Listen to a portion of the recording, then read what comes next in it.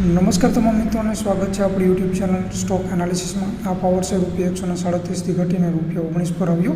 હવે ખરીદવા માટે લૂંટ લાગી ઉપર સર્કિટ। પાવર સેક્ટર સંબંધિત કંપની જયપ્રકાશ પાવર વેન્ચર્સ લિમિટેડે માર્ચ ક્વાર્ટરના પરિણામો જાહેર કર્યા છે। આ ક્વાર્ટરમાં કંપનીનો નફો વધ્યો છે। ત્રિમાસિક પરિણામોની જાહેરાત બાદ મંગળવારે રોકાણકારો જયપ્રકાશ પાવરના શેર પર પડ્યા હતા। સપ્તાહના બીજા ટ્રેડિંગ દિવસમાં સ્ટોકમાં 5% ઉપલી સર્કિટ પર પહોંચ્યા અને ભાવ ₹19.99 પર પહોંચી ગયો હતો।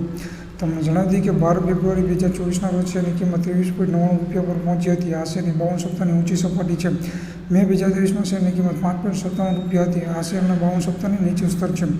આ વીજ કંપનીના શેર 4 જાન્યુઆરી 2008ના રોજ ₹137 ભાવ્યા હતા। માર્ચ 2020માં કંપનીના શેરમાં 99%થી વધુનો ઘટાડો થયો હતો અને 27 માર્ચ 2020ના રોજ 60 પૈસા પર પહોંચી ગયો હતો। માર્ચ ક્વાર્ટરમાં જયપ્રકાશ પાવર વેન્ચર્સ લિમિટેડનો નફો ₹588.79 કરોડ રહ્યો હતો। આવકમાં વધારો થવાને કારણે કંપનીનો નફો વધ્યો છે। 31 માર્ચ 2023ના રોજ પૂરા થયેલા ક્વાર્ટરમાં કંપનીને ₹43.99 કરોડનું નુકસાન થયું હતું।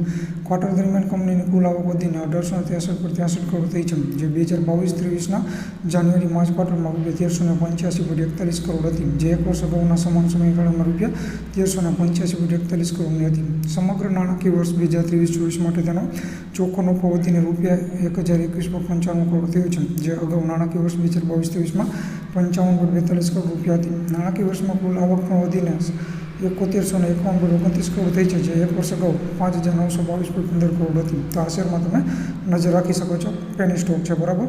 તો આજના વિડીયોમાં આટલું જ। વિડીયો સારો લાગે તો ચેનલને સબસ્ક્રાઈબ કરી દેજો। જય હિન્દ, જય ભારત।